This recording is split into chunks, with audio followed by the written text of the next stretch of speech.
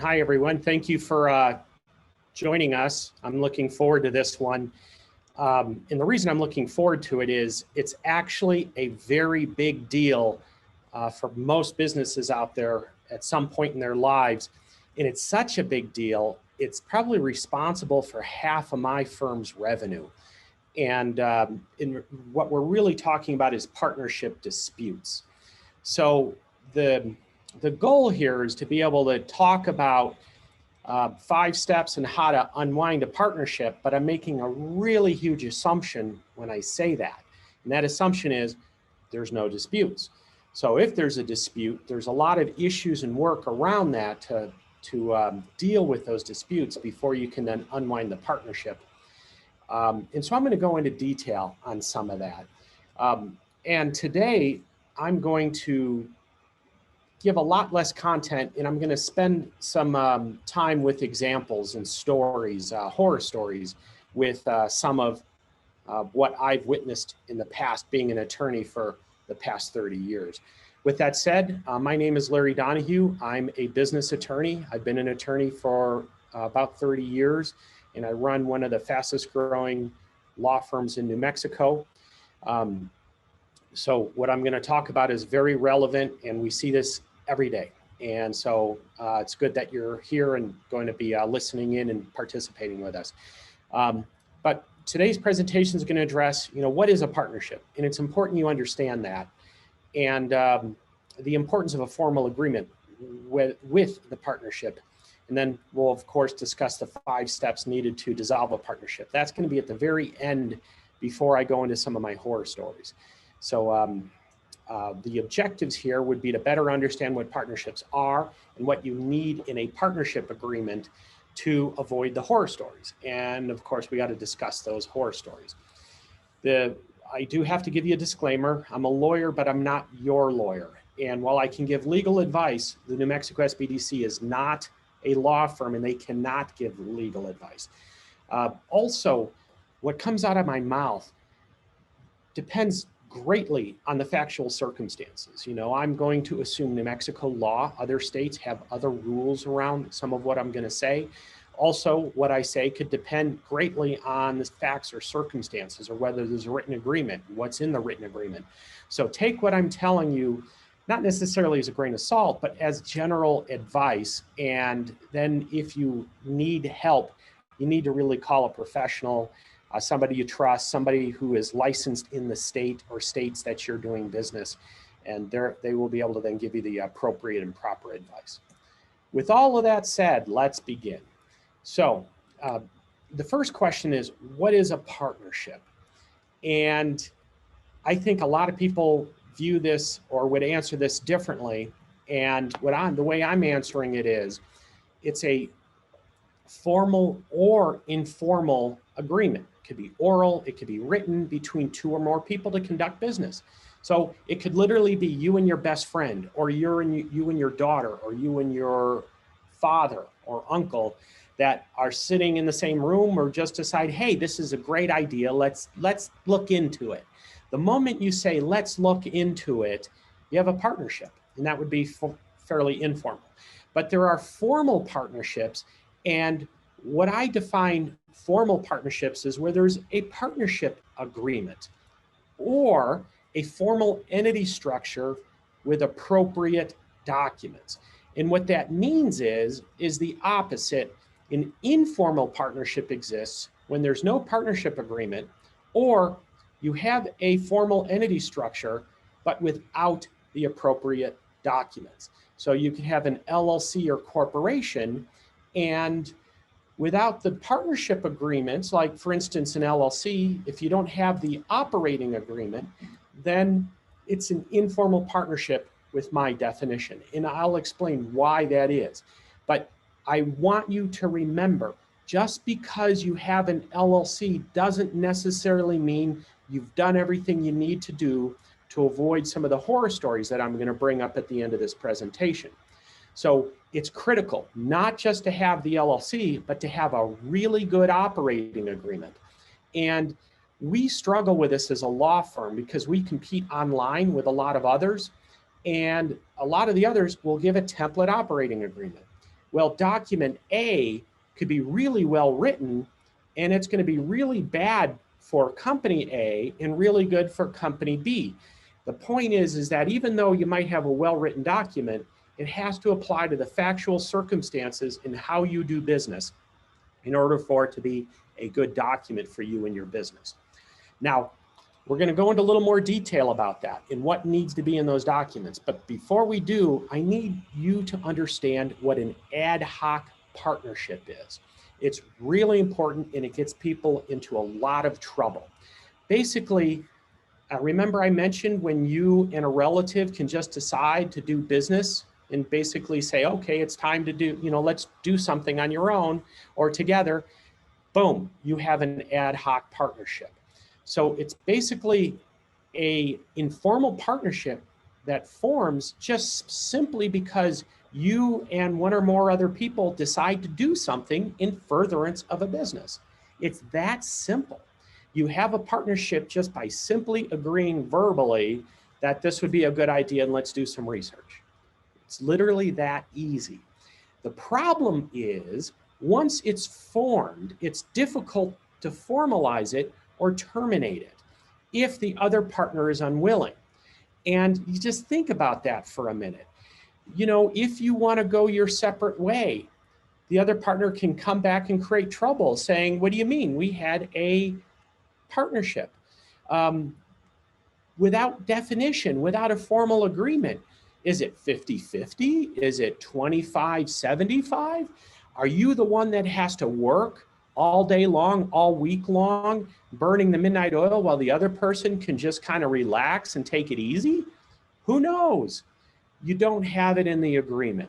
Now, when you hear me say that, think difficult. And when you hear a lawyer say difficult, I want you to hear the words expensive. And likewise, the other way, if it's easy, I want you to think a lot less expensive. And that's really the issue here. Can you eventually prove what the nature of a partnership was? I don't know. Can we? Is it your word versus theirs? Do you have texts or voicemails or emails or something that might back you up? That'd certainly help you, but it's hard. And remember what I said. If a lawyer says hard, think very expensive. So if you have a small company, what a great way to kill it, huh? Just by having a fight with a partner who's not producing or doing anything. So we want you to avoid that. The other big issue is when you have an ad hoc partnership, in law, you are responsible personally for the harms and duties and obligations that arise with that partnership. And so that means if your partner goes and does something stupid, let's say they're going to the library to do some research for the company and they drive too fast and get into an accident. Well, guess what? You're on the hook for that accident as much as your partner is. Anything stupid or even negligent or unintentionally that causes harm or damage to others, you're on the hook for. So you really want to be careful with an ad hoc partnership, and you need to be aware of it. So the important piece here is that you need to formalize it. You need to document it and write it down. That document is going to talk about all the specifics relating to the partnership.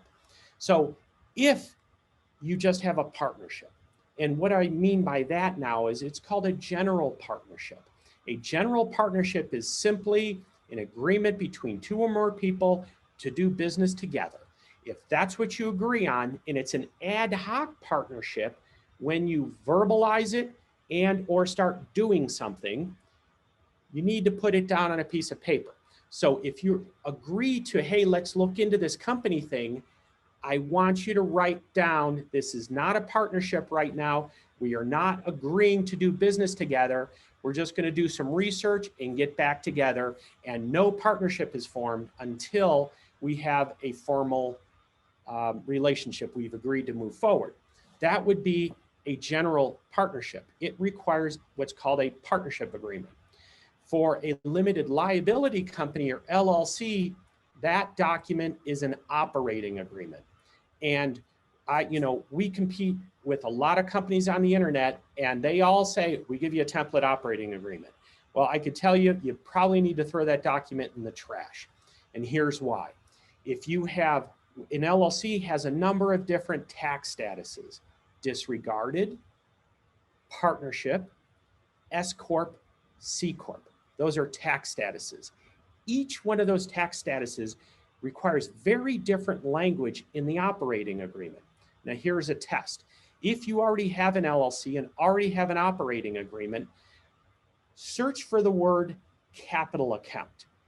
If you have language regarding capital accounts in your operating agreement, that only applies to partnerships. So if you have a disregarded entity, or you're taxing yourself as an S Corp or C Corp, your operating agreement is already invalid.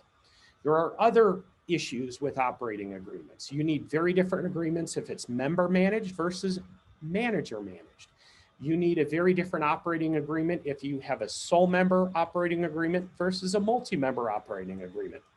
So when somebody says, we'll give you a template, I want you to say, whoop-de-doo, is it going to have all the issues that I need for my partnership, for my relationship with my partner, and does it meet all the other needs that I'm going to need as a business? And if the answer is yes, that's great. That's what you need. Now, there are other types of entities. The other big one is a corporation. And for a corporation, it's a little different. You're going to have bylaws, and bylaws are very high level, very formal. They talk about voting issues and powers of officers. They're not going to discuss relationships between the various shareholders or partners or owners of the corporation. So you're going to want either a shareholder agreement and or a buy-sell agreement. And a buy-sell agreement kind of deals with issues when the company is unwinding, when a partner is leaving. That's what we care about. The dissolving a partnership, what did you agree to and how do you do it? That will be outlined in the buy-sell agreement and or shareholder agreement. And if it's not in the shareholder agreement, then you need a buy-sell agreement. So you need to make it very clear in writing, and I touched on this a little bit ago. When you're talking to people about maybe going into business together, the very first document you need is just a small little on the back of a napkin. No partnership or joint venture exists until a formal document is signed by all the parties. And why do I say by all the parties? I want you to avoid the situation where you sign a document, but your partner hasn't. I've had to deal with a lot of those situations, and they can turn out to be pretty darn ugly. So the document does not exist if there's no partnership, there's no joint venture until everybody is signed on the dotted line. That's what I want you to think about. So what would go into a document like this? Whether we're talking about a general partnership where there's no corporate entity at all, or where we're talking about a limited liability company and its operating agreement, or a corporation with bylaws, a shareholder agreement, and or a buy-sell agreement. Well, the first thing is you want to make sure you have duties and responsibilities of the partners, and we'll talk about what that means in a minute. You also want consequences of not performing duties or breaching the agreement. If somebody doesn't do what they promised they're going to do, what are the consequences? You want to talk about and agree to disassociation and termination events. Disassociation means a partner is no longer a partner. They become disassociated with the partnership or the entity. Termination events mean you can either terminate their partnership or terminate the agreement entirely. What might that look like, and when might that occur? And how does it occur? That's what a dispute resolution process is.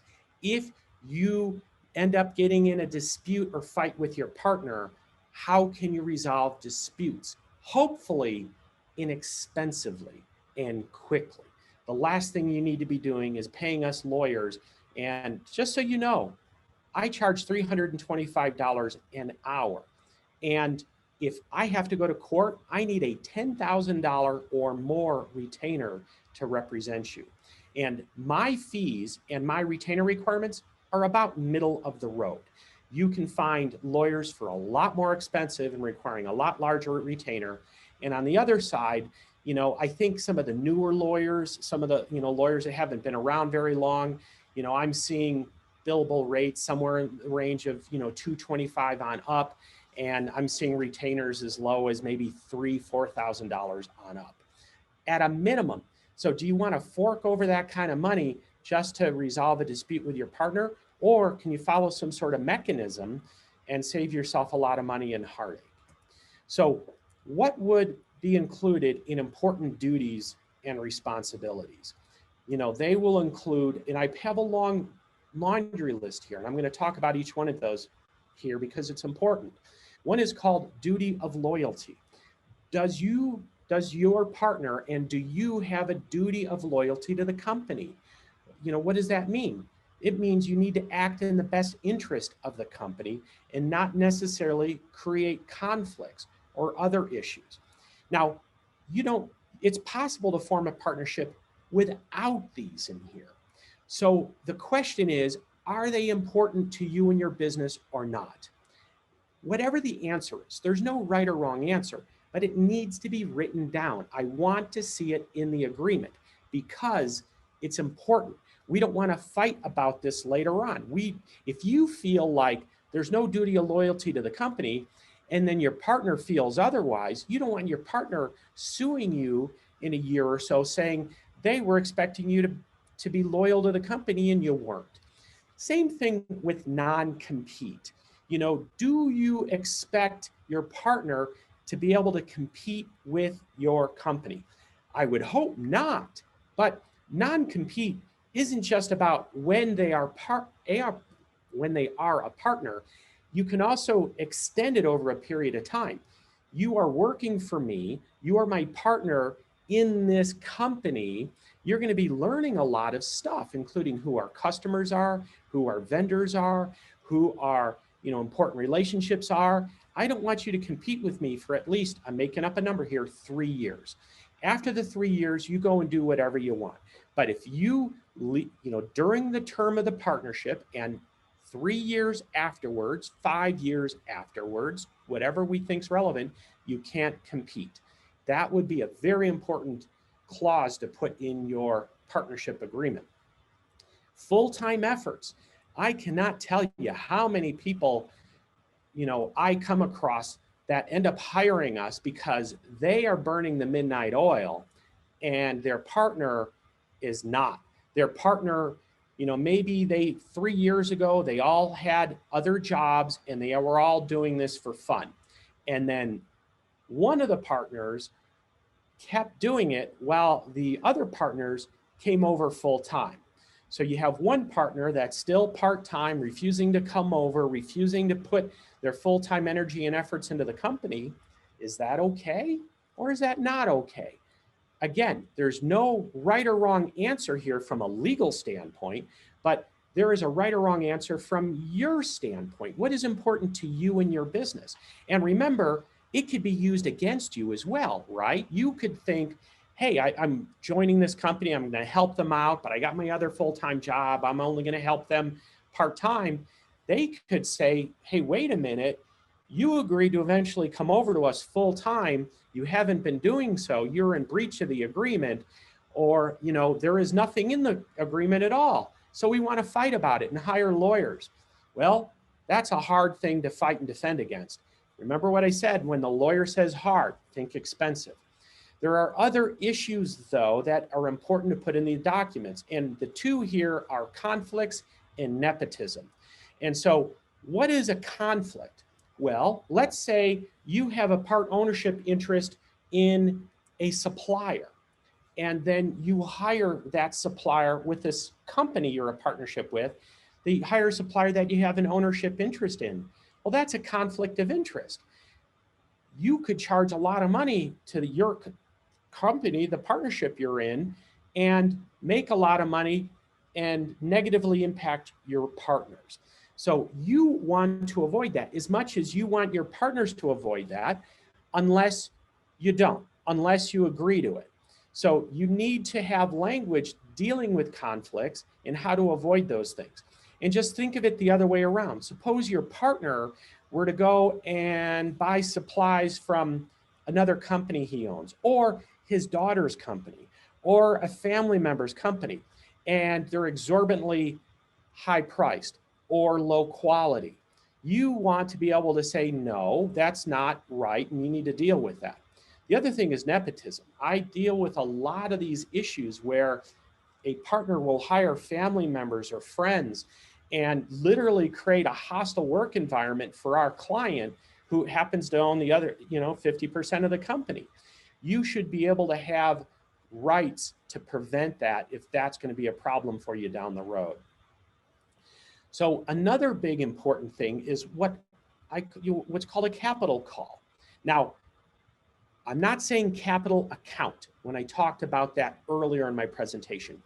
A capital account is a way to control and take care of the balance sheet between the partners in a tax-related entity for a partnership. Capital call is different.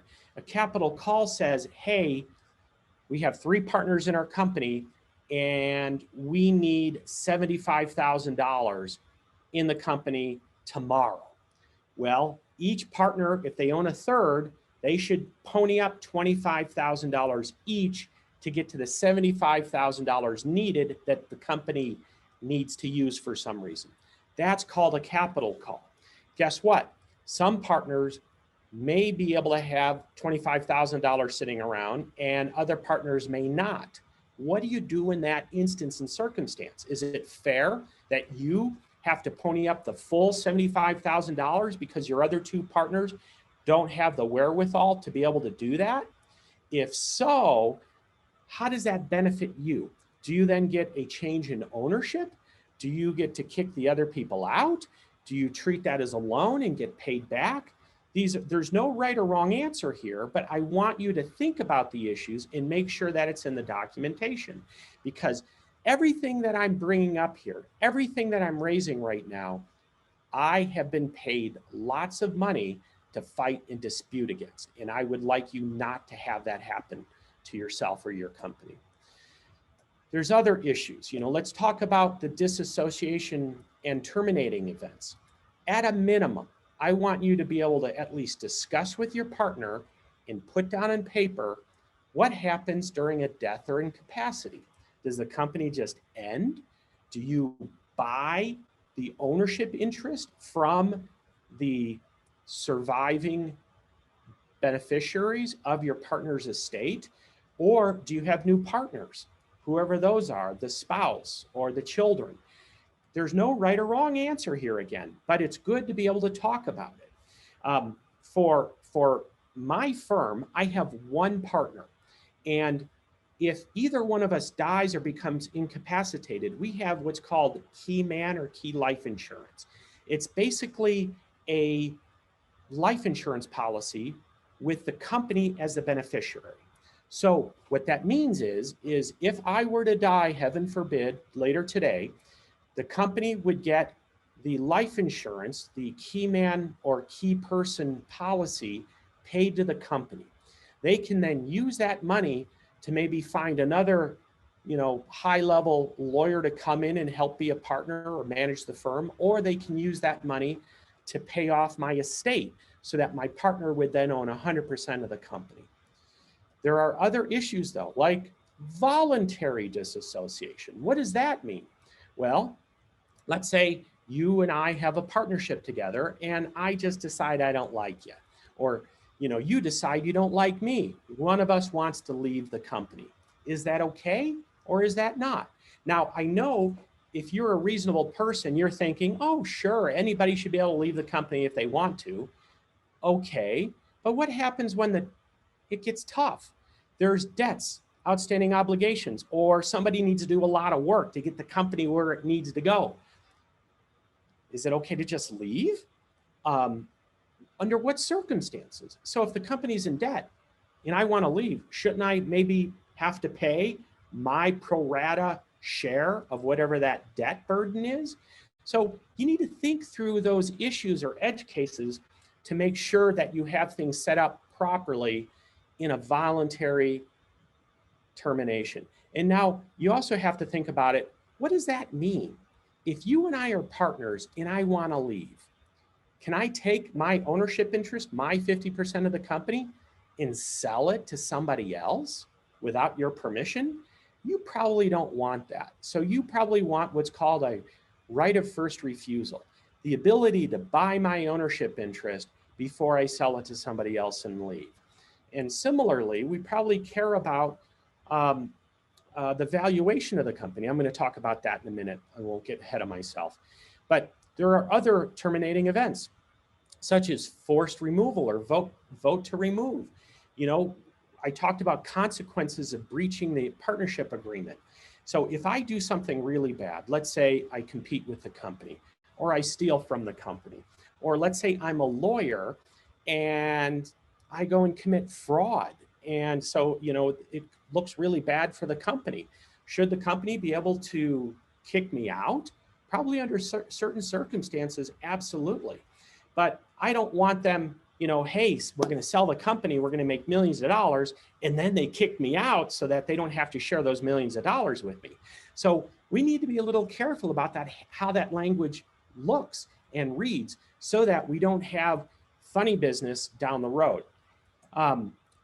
Finally, there is, you know, valuation issues in formulas and buyout provisions.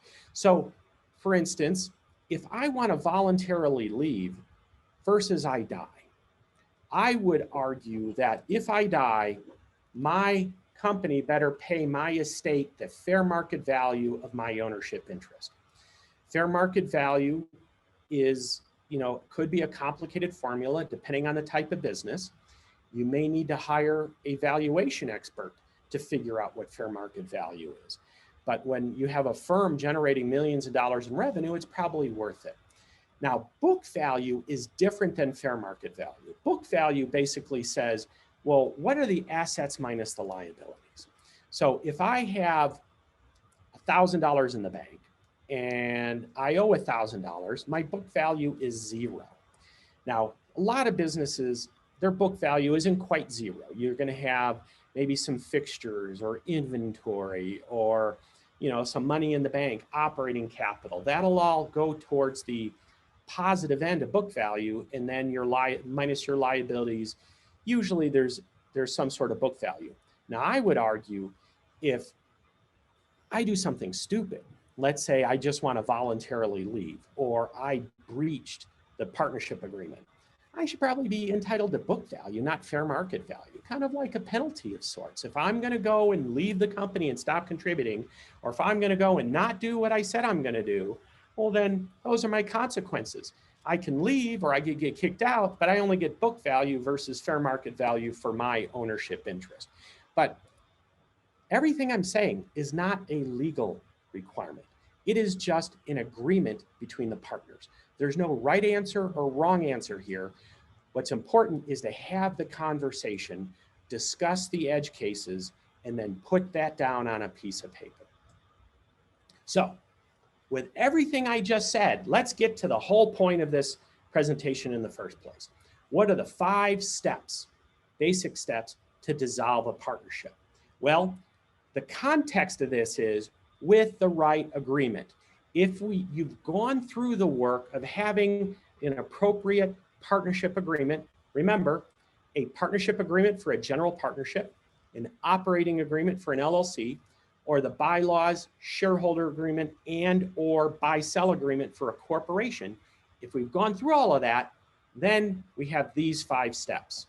And the first one is you review the agreement and you follow the dissolution protocol. You follow the partnership separation protocol, whatever that is. That's what you do. That's how you avoid expensive legal fees and bills. And that's how you keep your wits and your emotional energy with you, is you follow that. 2, you discuss the fact that you want to leave and or dissolve the partnership with your partner. And then you can start talking about the debts, liabilities, obligations, and how to end things. You may find out your partner wants to keep going, and that should be okay if you want to leave. So the question is, how much should you get paid for the company, if anything? If the company owes money, maybe you need to pay money back. You need to discuss those things with your partner and hopefully be on the same page.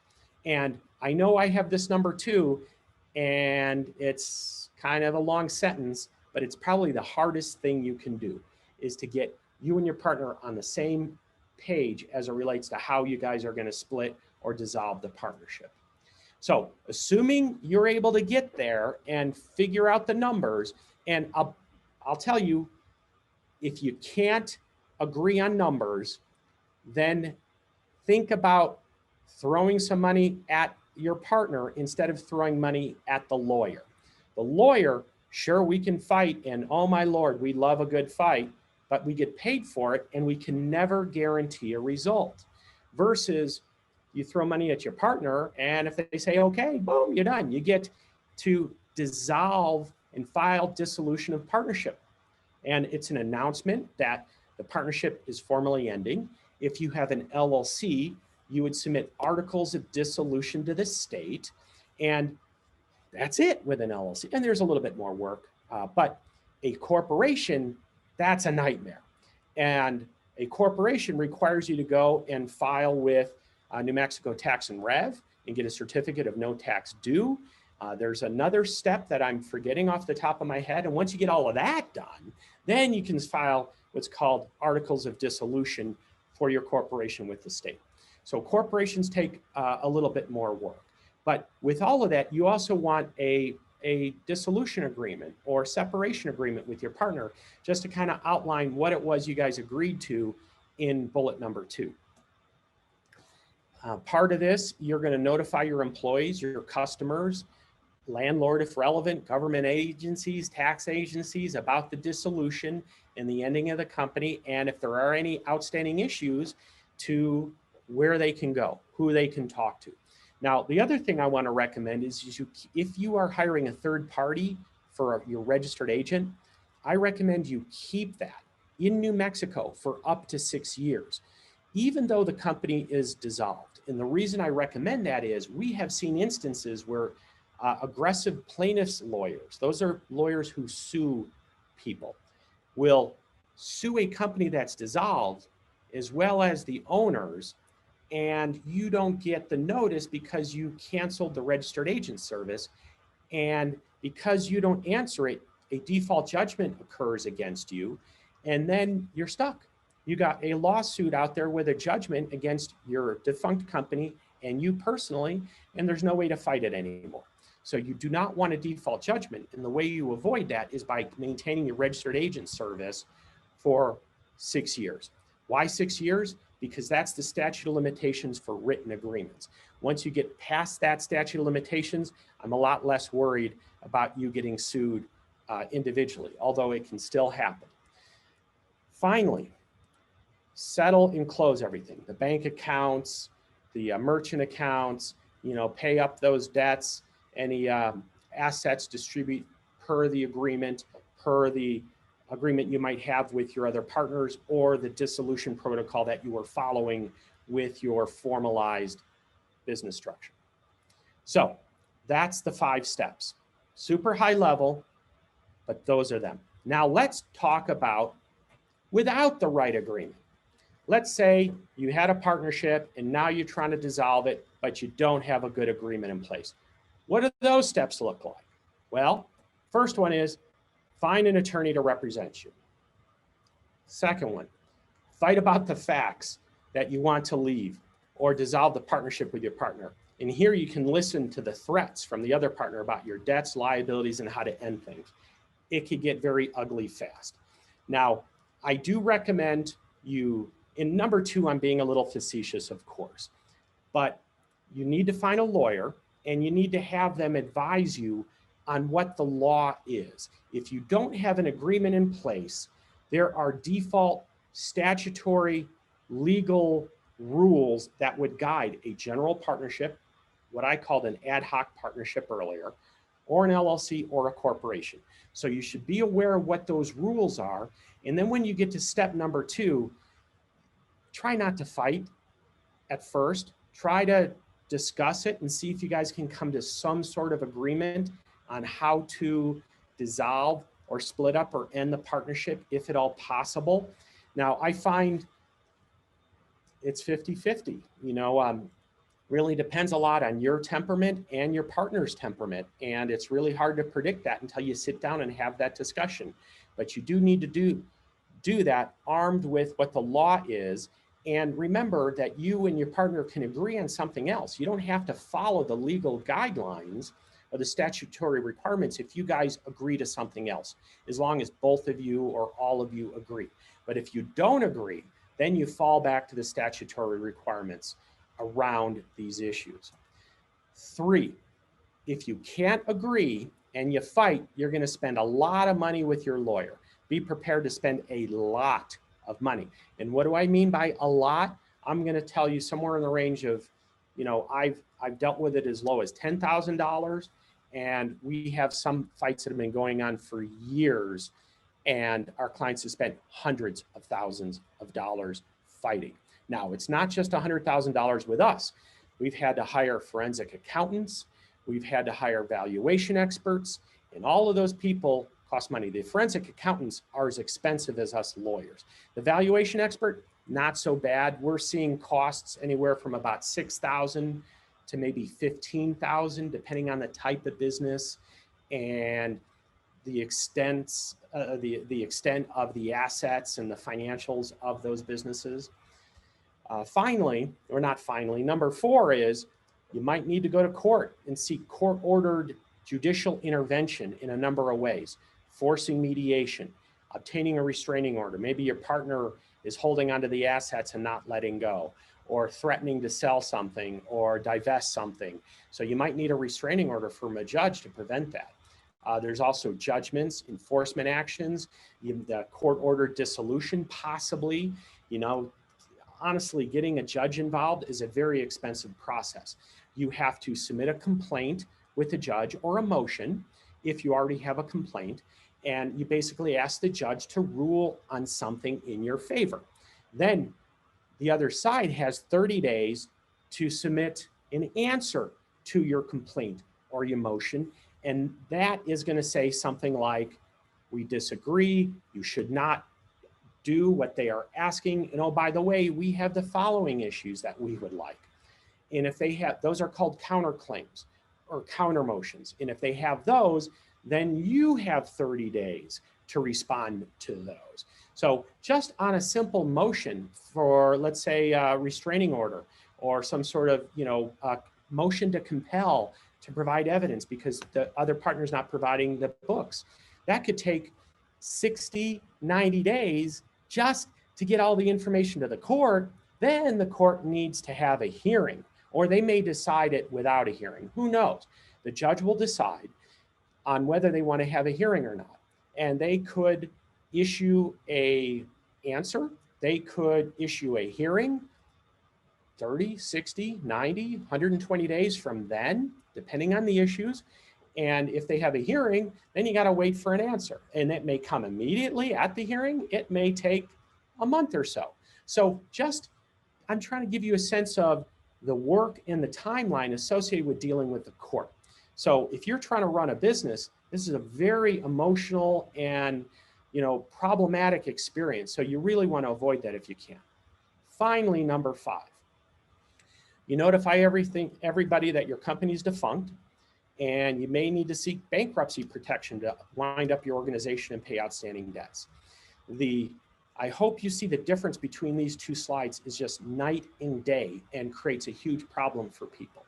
So the real issue here is when you're going into a partnership, spend a little bit of time, money, energy to get the right partnership agreement in place with the right entity structure, ideally, to avoid this slide. With that said, let's talk about some horror stories. I have about, it looks like 18 minutes.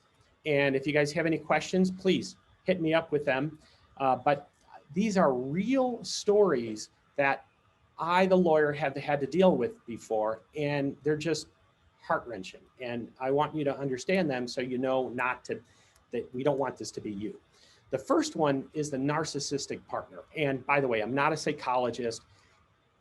This individual may not be a narcissist, but it sure felt like it to me. And they wouldn't negotiate in good faith.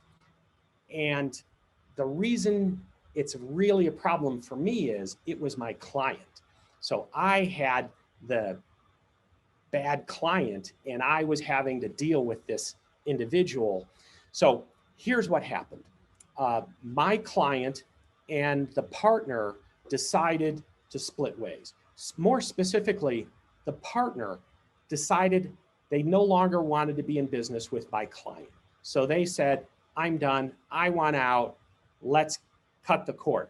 Now the company is generating a little bit of money, not a lot, somewhere in the range of $50,000 annually, but it had a lot of promise, had some good branding, it had some good name recognition. And so my client and the partner couldn't agree on a price to pay to let this guy go. My client was going to take 100% ownership of the company. So my client, by the way, couldn't see fit to call me or email me during the week. This person would call me, I'm not kidding, at 4:50 on Friday and then expect to talk to me for 3 hours over all the stuff that happened the previous week. So that's red flag number one for me as a lawyer. But be that as it may, I negotiated a good settlement for my client. The settlement included all the money my client was asking for, as well as work product, as well as a non-compete agreement and a number of other things that my client asked for. I won it all. And I built and wrote a settlement agreement based on that. So this individual, my client, spent a lot of legal fees with me negotiating a settlement that they asked for, which is very rare. And I developed a settlement agreement and everything needed because the former partner just wanted to leave and they're willing to do anything to just go. So I got everything all going. And when I got the settlement agreement in place, I sent it to my client to review it and get it back to me. Is this exactly what you wanted? Did I miss anything? Well, guess what? Client calls me at 4:50 on a Friday, yelling at me. Can you believe that? That I misrepresented everything my client wanted. And I pulled up the email that had her bullet list in it of exactly what she wanted. And she said, I took it out of context, and she sent me a new bullet list, which was a very different offer. She wanted even more money. She wanted even a longer non-compete. She basically was moving the goalpost for a settlement deal. So I have to put my tail between my legs, contact the opposing party, and do you think they want to hear from me again? They thought they were going to be done with this thing. Instead, I got to say, I'm sorry, I must have misunderstood what my client asked for. This is the new terms that they're looking for. And you could bet the other side was really upset about that because they're having to spend more money. They're now in a different position than they were hoping they were. And then they're starting to threaten us, saying we're negotiating in bad faith and they can go to court and get the judge to agree with them. And they might be able to do that actually. It's really, judges don't like people negotiating in bad faith. But I won.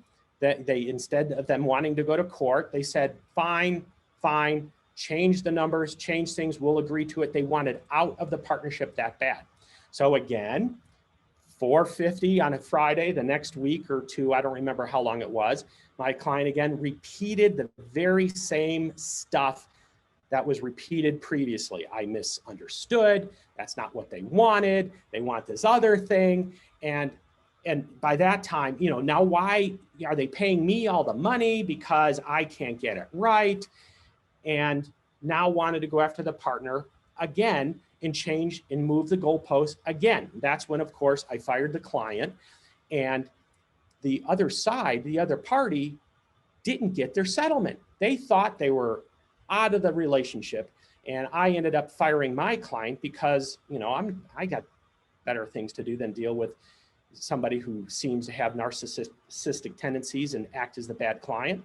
And the deal didn't get done. More expense for all the partners, unfortunately. So I hope you don't have an issue with a narcissistic partner. And I want to tell you, if you feel like your partner, before you're entering into it, exhibits things that you're worried about, it's not going to get better when you join a partnership with them. It's only going to get worse. And you really need to pay attention to those yellow or red flags on people's personalities. It's almost like a marriage, and you want to make sure that you're not going to have a personality conflict down the road, because something like that can happen to you.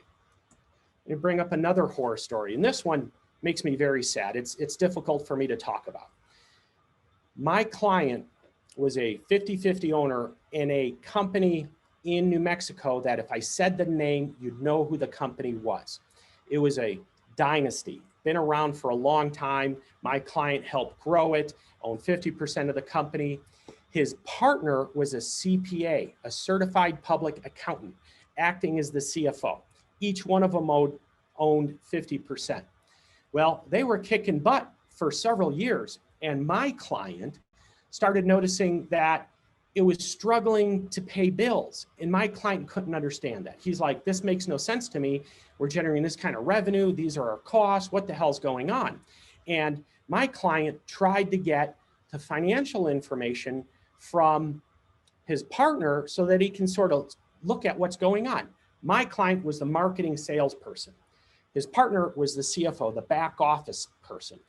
And his partner, the CPA, kept saying, well, things are a lot more expensive than you think, and you need to get out there and sell more. And my client was saying, sure, but I need to see the financials. His partner refused, so hired me. I had to go in there. I'm literally the proverbial 800-pound bull in a china shop. It's hard for me not to break dishes. And in this particular case, it was important to maintain the long-term relationship of the two partners. So I have to go in there, please, pretty please. And really, this is what the law says, but we don't want to be throwing that around. You really need to provide some financials so that we can make effective decisions here and figure out what to do next. So the partner coughs up financials, and the company looks terrible on the books. And I go over it with my client. I have my client hire an independent CPA to look things over. And we as a group look these over. And my client says, some of this is just not right. I know for a fact I sold X, Y, and Z. I know for a fact our rent is this and not that. These financials are just wrong.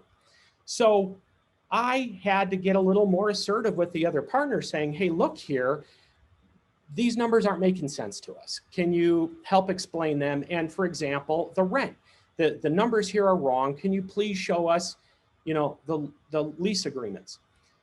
Well, the partner ends up lawyering up. And the answer to the other side is, no, we're not going to give you anything.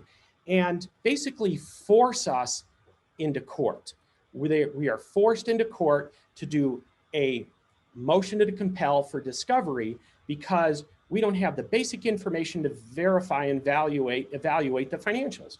So in court, we hire a forensics accountant, and there's a really good group in town, and they spent a lot of money, and they determined that there was a second set of books, that the CPA partner was literally keeping two different sets of books.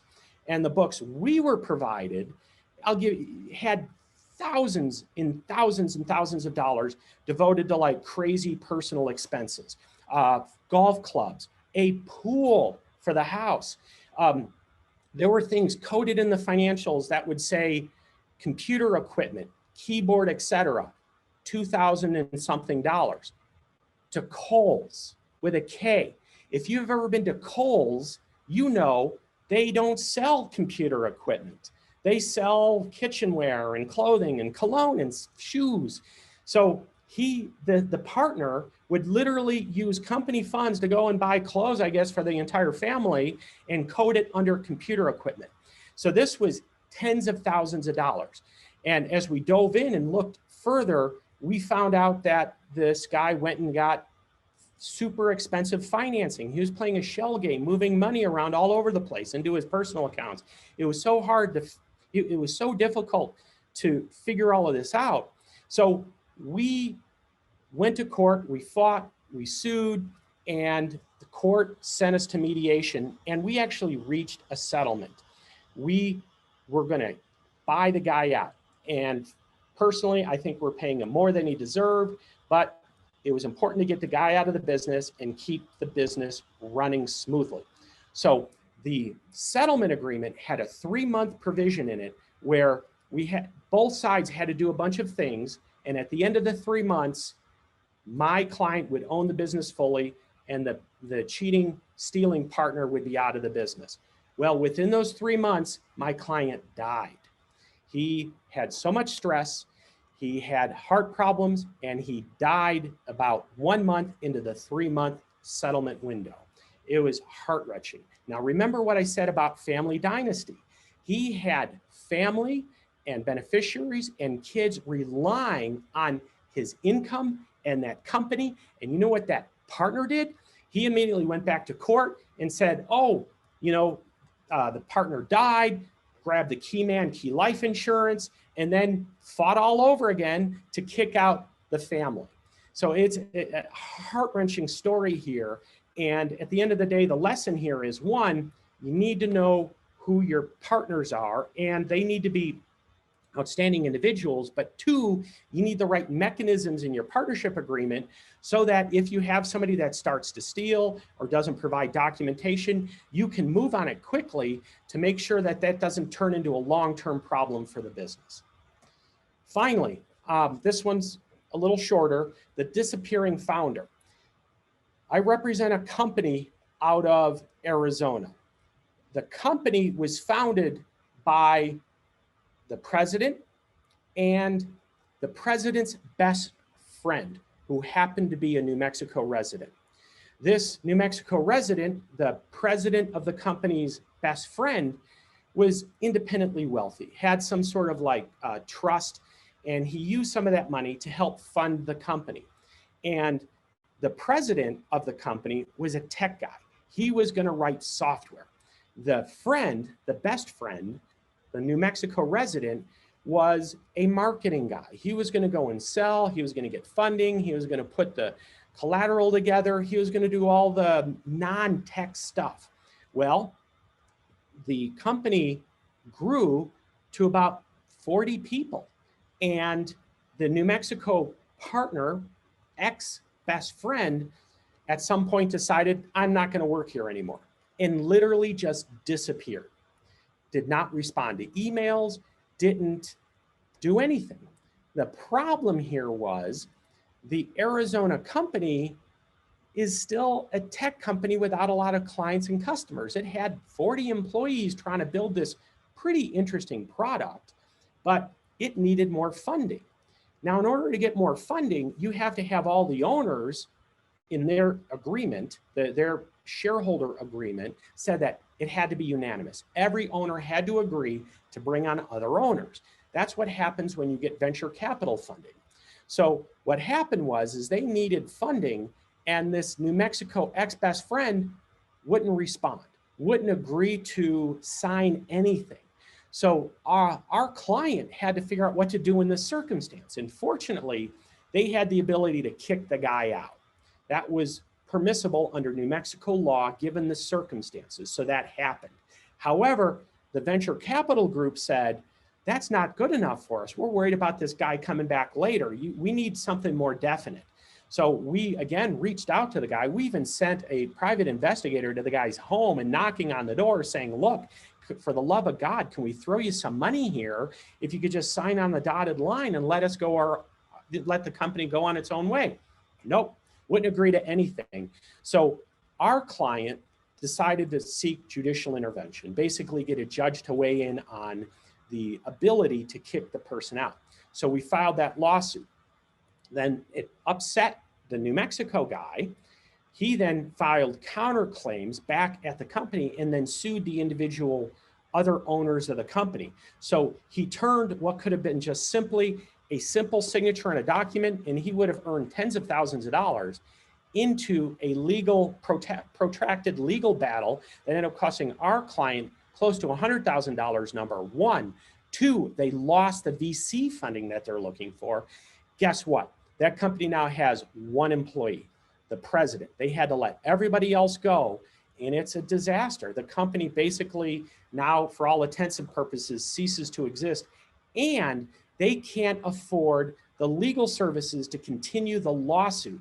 So now they're having to defend themselves pro se against this guy who happens to have a little bit of money and a bug up his butt, and he's going after them. And it's a very traumatic situation for everybody involved, including the other owners who are no longer participating in the company. They still have to defend themselves. They still have to hire other lawyers to help them out. So those are the three horror stories. And a lot of this would have been resolved with the right formation documents to deal with some of these issues. The question is, for partners coming together in an LLC, is an operating agreement enough?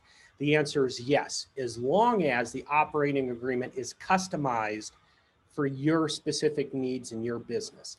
If you have intellectual property, you probably want to talk about what happens with the intellectual property if the individual that produced the intellectual property leaves the company, for example. It needs to be specific to your business and what you and the other partners want. But yes, an operating agreement, a good operating agreement would be sufficient.